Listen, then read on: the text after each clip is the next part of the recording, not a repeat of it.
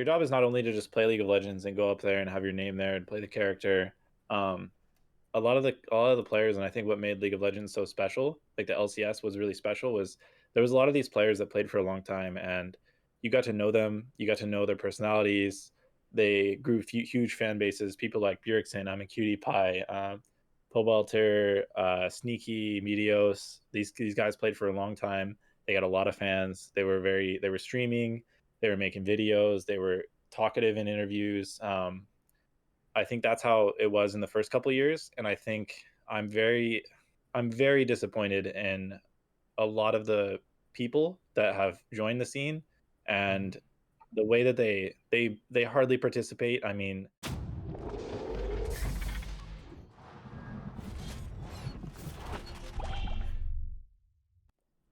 This is Azento from Esports Heaven, and I have here with me Akaadian, which is head coach of Academy. I mean, how did that happen? Like, why the switch to a coaching position? huh? Um, I don't know. I think I think I've always felt like I would be a good coach, especially the last like year. I mean, to be honest, I spent a lot of time kind of teaching my teammates anyway. In the last year that I was playing, just teaching them concepts that I knew and stuff that I knew, and it kind of had me thinking like, I don't know. I mean, why don't I try coaching? Especially since I was pretty inspired by seeing Soren step away, Bjergsen. He Mm. stepped away and he just started coaching, and yeah, then he just came back. So I felt like after I saw him take a break and then come back, it always felt like to me transitioning to coaching or just stopping playing, it always felt like it was going to be like a if you stop, then you can never do it again. But I realized as I got older, like I stopped worrying so much about that, and I think that if I do want to go back and I feel and I just have the passion still, Hmm. then I think I can play again. Like it's you can very easily just go back and start playing again if you're good enough. So um yeah, I made the choice to do something different. Um just see how I like life from a different point of view, I guess, because I kind of have been doing the same thing since I was 17 years old. I'm 25 now. So Yeah. just spent a long time doing the same thing every year. And I can't say that I was perfectly happy all the time throughout those years. So I changed a lot of things in my life in the last couple months, just in an effort to, yeah, I felt like I just needed to change stuff. So I made the decision to switch to coaching. And yeah. So I want to get your thoughts in general about the academy scene because a lot of people don't really talk about it. Hell, I don't even talk about it a lot. And I'm wondering, from your perspective, do you think NA has a problem with just not enough talent in the server itself? uh, Not really. I think maybe it felt like that a couple of years ago, but Mm-hmm. I think there's quite a bit of talent in academy. There's talent coming up in amateur every year. Um, no, I don't really think that's an issue. Hmm. So historically, we've heard that it's very difficult for bottom tier teams, LCS teams, to get scrims. I remember actually back in the day, you were on one of those squads with Echo Fox. It was in Oh, 2017. Froggen came out with an interview saying that you guys couldn't get scrims against teams. that So was you were, completely different situation. If you remember what was happening, there was like some contract thing that 9 out of the 10 teams signed, and Echo Fox is the only team to not sign the contract. So a bunch of the other owners like boycotted Echo Fox. That had nothing to do with like we couldn't get scrims because we weren't good mm, enough or something. It was purely because of the contract stuff that was going on. yeah, that's kind of what I thought. But so what are your thoughts on, I guess, maybe even academy teams trying to get scrims with LCS teams? Is that something of a priority? Can you guys even get that? Is that still a problem? No, yeah, I mean, I think uh, if you can get LCS scrims, then you should. I think the more important thing is if you can get LCS scrims And if you get the LCS scrims, were you a good partner for the enemy team, or were they a good partner for you? Like, it's not really that useful for either team if the whole day one team is just smashing the other team either way. So ideally, yeah, you would want to get LCS scrims. I already know like some of the academy teams are able to get LCS scrims, and from what I've heard, they do pretty well. So they're able to continue getting those scrims because sometimes, like I think the Team Liquid Academy roster I've heard is like rumored to be pretty strong in scrims.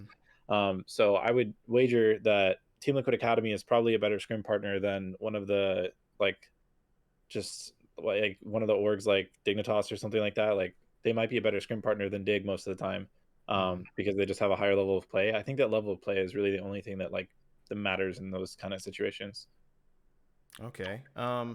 So as far as the entire LCS scene, now we're seeing a lot of veterans not able to get onto teams. I mean, there was what Doublelift, Jensen, Jizuke. You have Reckless and Niski over in Europe. What are your thoughts on, I guess, the entire 2021 offseason and how maybe a lot of veterans haven't found spots? I mean, my thoughts are that a lot of teams would rather save money and perform not as well than pay money to get the best players available, because once you play for a long time as a veteran and once you build up your like repertoire, uh it's actually like it's actually because these players will cost so much, a lot of teams will just not want to pick them up because they weren't planning to try to like make a push to win anyway, which is kind of how it feels for like, I mean, you can just tell like, look Mm-hmm. at the LCS. There's some There's teams a that are lot of budget clearly, rosters. yeah, there's clearly teams that are trying to win, and then clearly teams that were just trying to pay minimum, which really sucks for the league. I mean, I don't know if it's like that in real sports. I don't really follow real sports like NBA, football, etc., like all that stuff. Um, but I mean, that's just, I mean, that's my thoughts is that they're better than a lot of the players that are playing right now, but they cost too much money, so the teams won't contract them. Mm-hmm. So I want to get your overall take on the TSM situation that recently happened in the news, where Riot is investigating Reginald for like bully accusations and whatnot. How was it for you on TSM? Because a lot of people they point towards the junglers having a very difficult time on TSM. So I'm wondering how your time was as far as like the general feel of the team.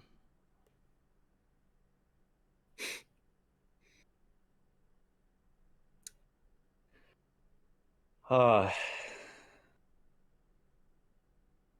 yeah, dude, everything was fine until I don't even know if I want to say anything. It's just like because I said something. Yeah, You don't have to. You don't have to. yeah, dude, it was fine. It was, yeah.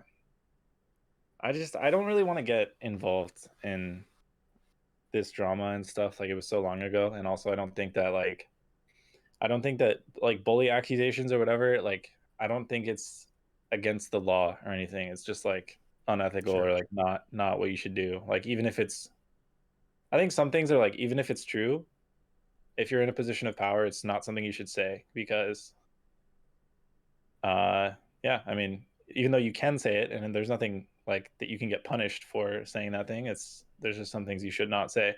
And also context is very important, like who you're in front of, how many people are in the room, just a lot of things go into it. Yeah. So let me spin this off in another way, maybe. And the fact that what I hear a lot about coaches or coaching staff is that it seems like NA teams aren't confrontational enough in the review process when you're doing VODs and you're going over specific points of the game. What I constantly hear is, yeah, North American teams seem to kind of, I guess, curtail criticism in team reviews. What are your thoughts on this aspect of maybe just the coaching staff in general in North American teams and how they criticize players? Yeah, I mean, I think in general, even the players on the team that I'm coaching right now, they're just used to the culture of like, instead of saying whose fault it was or who needs to do what differently, they say we didn't do this, we didn't do that. So I've been trying to like kind of kill that sort of mentality on my team where it's very important for the people that you're speaking to, the people that need to do the thing that you want to have happen.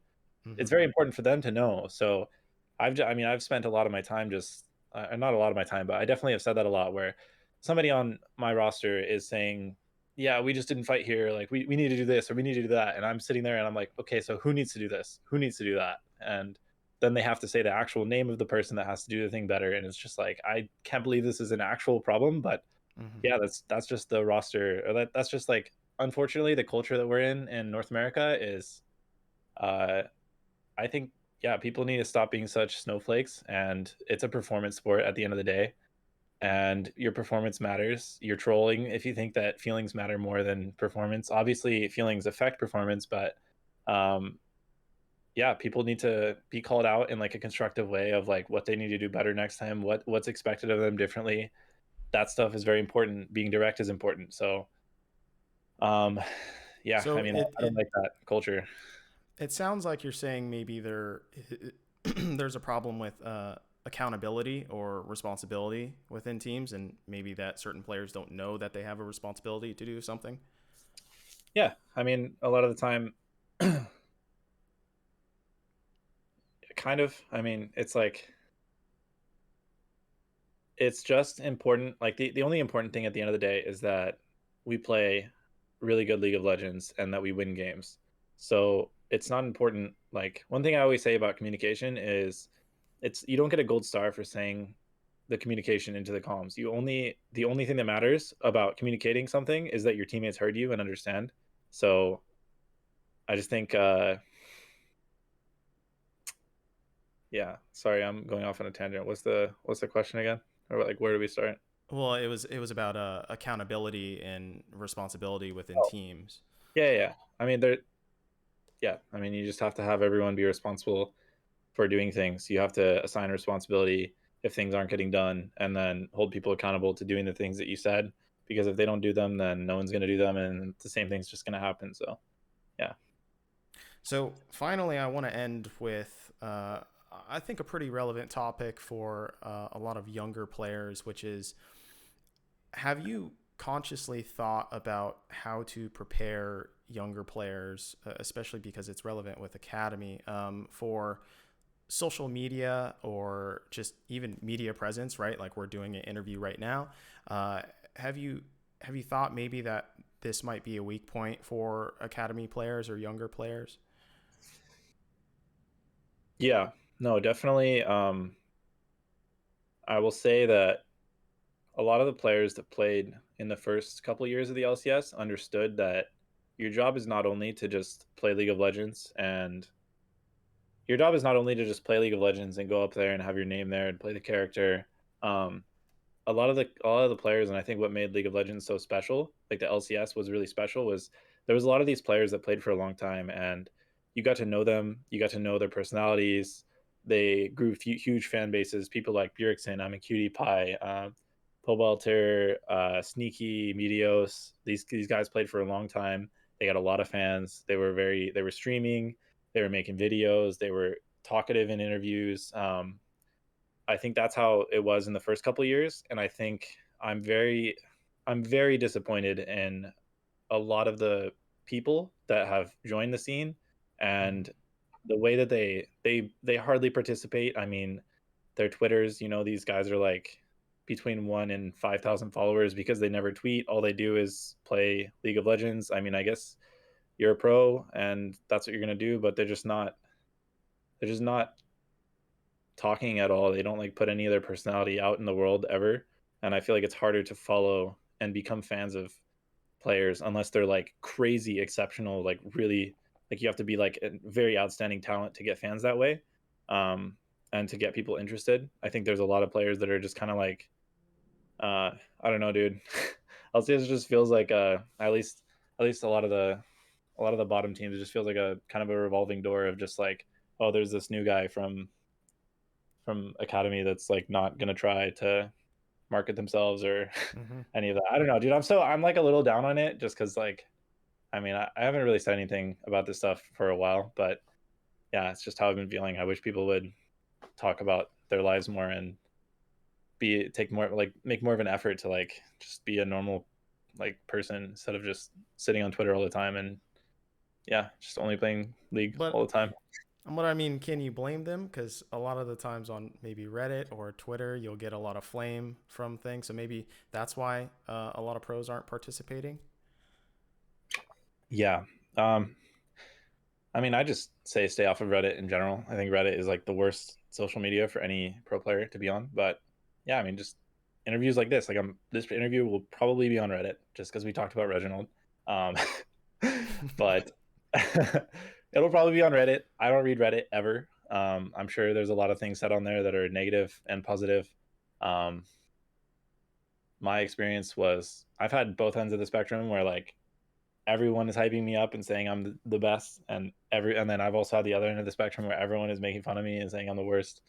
Um, I don't know. I just don't go on Reddit if you're worried about it. If you're affected by those things, then don't go on it. But at the end of the day, it's all fun. Like look at this stuff. For example, I want to shout out Vulcan. His tweet yesterday was hilarious. I mean, I love It was funny. all the people that are tweeting on Twitter, and they're bantering, and they understand that it's like a competitive sport and competing is the fun part, and it's also entertainment at the same time. Like really big ups to those guys. They really understand like yeah, just what makes it fun to watch and fun to follow. So yeah, All right. Well, thank you very much for the interview, Acadian. I hope you keep League of Legends fun over there in Academy. This has I'll been try. Azento from Esports 7 and Acadian from Golden Guardians. Thank you very much.